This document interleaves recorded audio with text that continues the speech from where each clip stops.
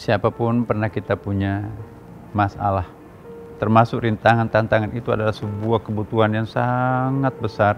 Sementara kemampuan kita sangat terbatas. Ada musibah yang melanda kita, sepertinya di luar kemampuan kita untuk memecahkannya. Bagi orang yang punya iman, bagi orang yang punya Allah, punya Tuhan, maka cara untuk menyelesaikan persoalan yang dihadapi itu ialah kembalikan dirinya kepada Allah Subhanahu wa Ta'ala.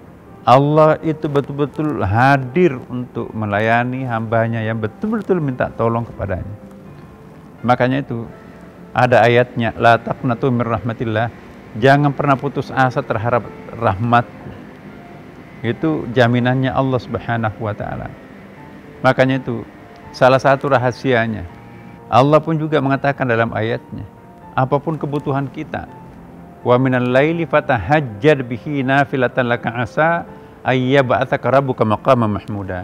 Kita berasumsi bahwa Allah itu menempati posisi yang maha tinggi.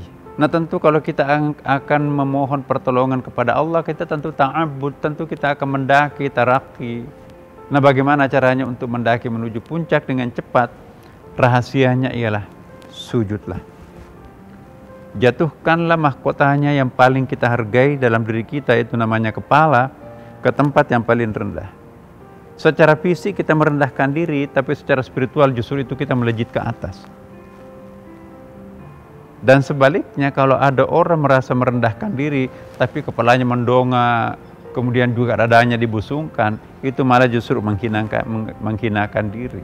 Kalau kita ingin betul-betul menghargai sebuah kesempatan yang diberikan Allah kepada kita, masalah apapun yang kita hadapi, selesaikanlah, saya sering mengatakan, selesaikanlah di atas sajadah. Kenapa sajadah?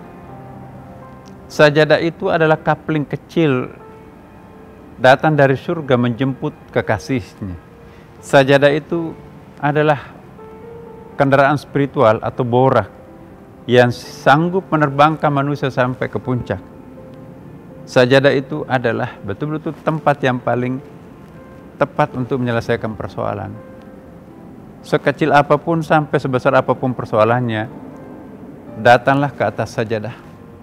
Ambil air wudhu, tutup aurat, menghadap ke kiblat, sujud, serahkan dirinya sepenuhnya kepada Allah Subhanahu wa Ta'ala. Ya Allah, hambamu tidak punya apa-apa.